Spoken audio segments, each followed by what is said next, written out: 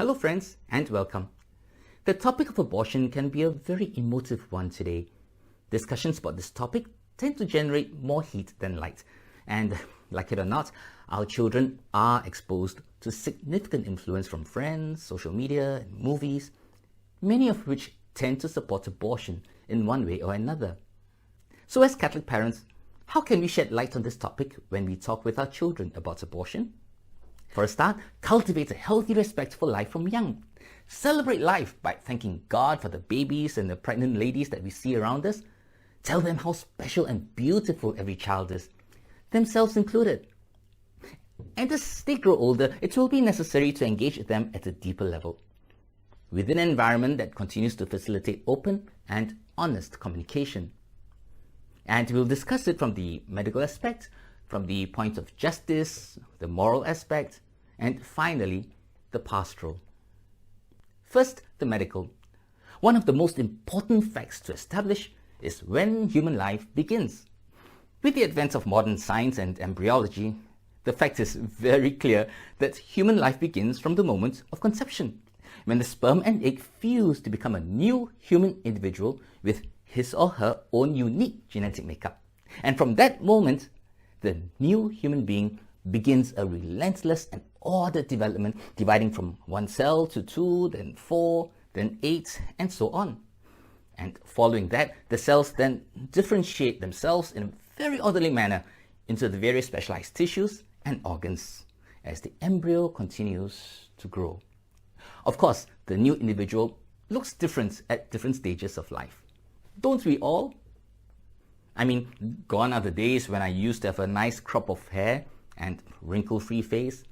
But whether it is me today or me when I was a teen or when I was a baby or when I was a fetus growing in the womb of my mother or back when I was a single cell after my father's sperm met my mother's egg, I was and am the same individual.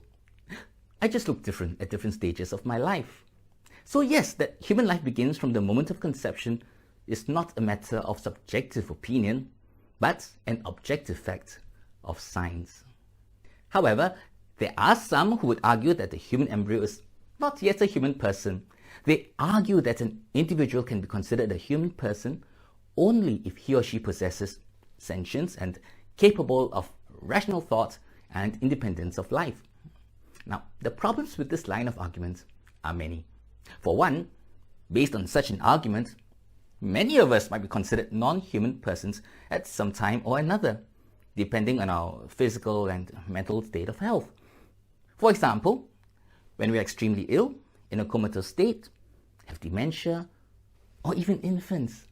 Indeed, Dr. Peter Singer, a bioethicist at Princeton University who espouses utilitarianism, once remarked that human babies are not born self-aware or capable of grasping that they exist over time.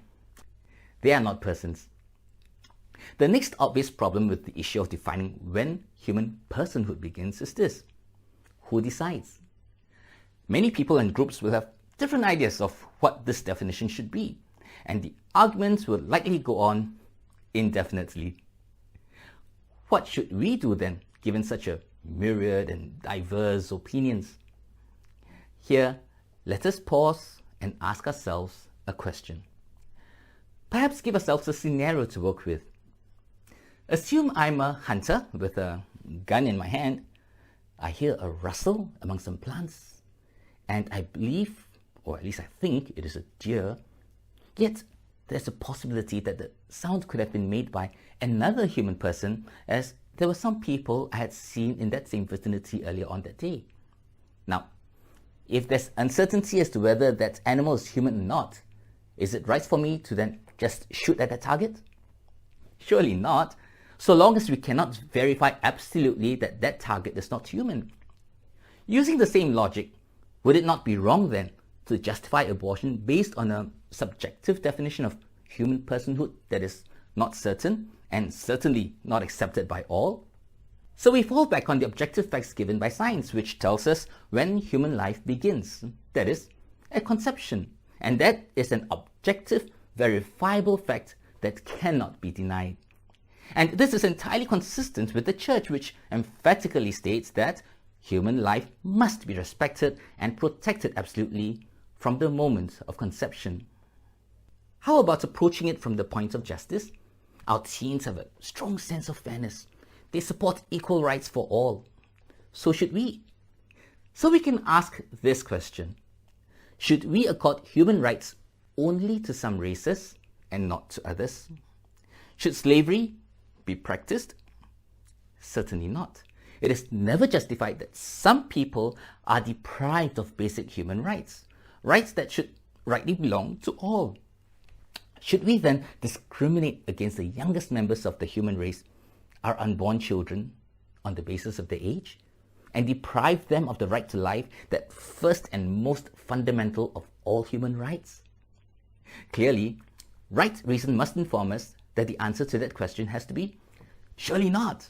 As for the moral aspects, human reason once again tells us that it is never right to kill an innocent human being. Virtually all jurisdictions agree with this. And what does the church say? Well, the church follows God's commandments, and the fifth commandment, thou shalt not kill, cannot be any clearer than that. Add to this Jesus' statement, whatsoever you do to the least of my brethren, you do it unto me. And we can see why killing an innocent human being at any stage of life is to be deplored. Which is why the church has emphatically said that direct abortion is gravely contrary to the moral law. Now, while this is a judgment of the wrongness of abortion, we must be cognizant that this does not in any way justify the condemnation of any individual. This leads us to the pastoral aspects of the discussion, which is just as important when sharing about this topic with our children.